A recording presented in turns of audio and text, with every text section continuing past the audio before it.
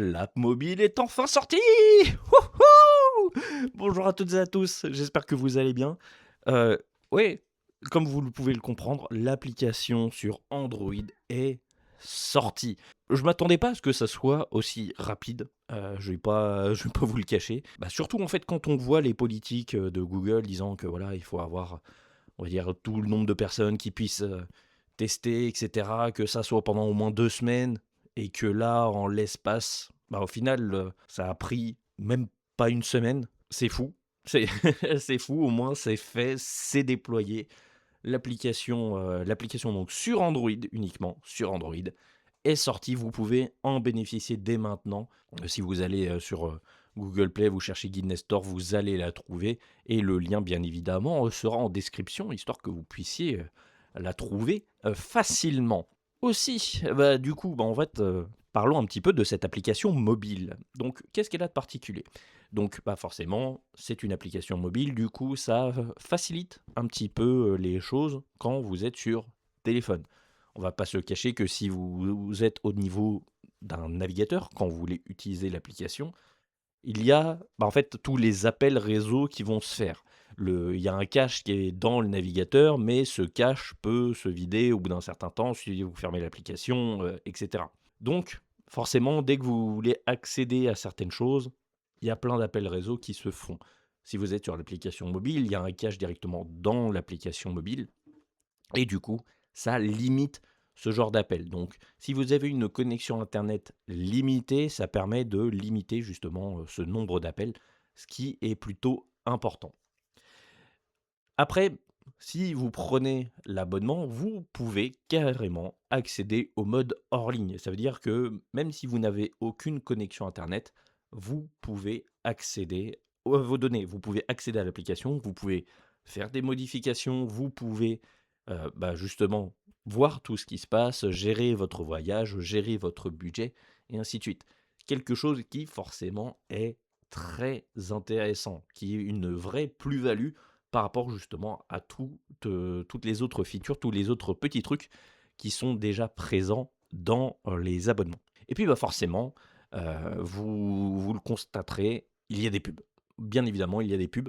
Heu, alors il n'y en a pas 15 000, voilà, c'est des soit bah, en fait, c'est des bannières qu'il y a à différents endroits, généralement en haut de page.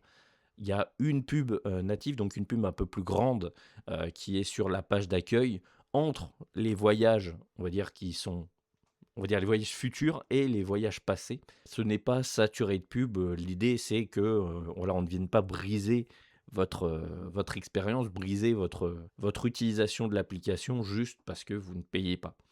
Mais ce qui est intéressant, c'est que du coup, vous pouvez donc continuer d'utiliser l'application gratuitement et en contrepartie, bah, nous, on va pouvoir commencer à avoir des revenus. Donc c'est quand même quelque chose de super important, de super intéressant de se dire, bah voilà, là c'est bon, on va enfin avoir une première source de revenus pour justement Guinness Store.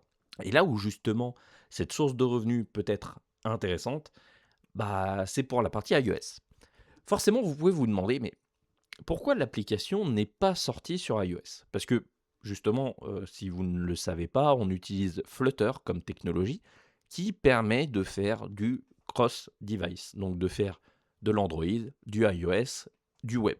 En fait, c'est tout simple. Si aujourd'hui on ne peut pas faire du iOS, c'est pour des raisons entre guillemets financières. C'est qu'aujourd'hui, bah, on n'a pas les fonds pour pouvoir s'acheter la licence Apple, parce qu'on là en l'occurrence une licence à renouveler tous les ans.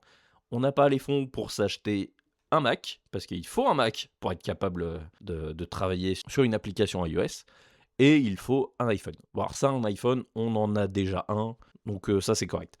Mais du coup, voilà, si vous n'avez pas tout ça, vous ne pouvez pas faire de développement sur iOS. Donc c'est, qu'on va dire, mais du coup, ça demande des sous, parce que voilà, un Mac, même un Mac mini, aujourd'hui, ça coûte, bah, surtout avec l'explosion de l'IA, les Mac mini sont en rupture de stock à pas mal d'endroits, leur prix, entre guillemets, a un peu grimpé.